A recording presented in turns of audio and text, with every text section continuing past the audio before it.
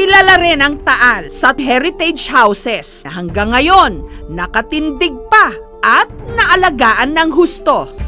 Isa naman sa mga kapansin-pansin ang puting bahay na ito, ang Agoncillo House. Haliho kayo dito sa Taal para makita nyo yung mga napakagaganda nating heritage houses. Balik tayo sa nakalipas. Ito yung tinatawag nilang throwback talaga. Exactly. Manghang-mangha po ako sa old houses dito. Talaga hong na-preserve. Ako personally, naniniwala ako na pag nawala ang itong mga bahay na to, parang nawalan lang din tayo ng isang bahagi ng ating kultura. At alam mo naman, pag walang kultura, walang Pilipino. At hindi lang ako nag-umpisa po niyan. Meron dito, madami din kami dito mga bed and breakfast. No, talagang hindi lang nakikitira ka din sa mga may-ari ng bahay. This is how they dined in the old days. Yes, ganito sila. Although, if you notice, dalawang lamesa yun nandito. May round table at may isang mahabang lamesa. Para saan daw yung round table? Well, basically para sa mga bata. Bata. Para Yun. hindi sila masyado And the nagsasama. adults dito. Oo.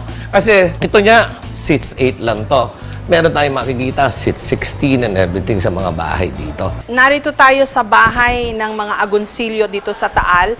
Isa sa mga descendant nila, ito hindi alam ng maraming tao, isa sa mga descendant nila, si Maria Agoncillo, ang pangalawang asawa ni Emilio Aguinaldo. Ang isang maganda dito is yung kwarto ni Maria. Ito yung kwarto ni Maria Oo. Aguinaldo. Ito, tingnan mo to.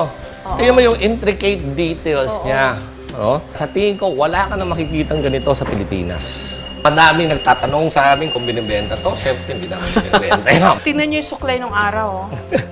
Yung hairbrush talagang mga Iba-iba. Oo. Iba-iba yung hairbrush niya. Diba? Oo. May pabango pa alam ko dito, ano eh. Sabi nila yung pabango. Galing France siguro yan. Oo, yung pabango niya, ano pa, Oo. intact pa. Share nyo nga ho yung lesson sa mga kababayan natin. Ang masasabi ko lang is dapat as Filipinos, no, we have to be proud of being a Filipino and we have to manifest our love for being Filipinos by helping to preserve what is naturally ours.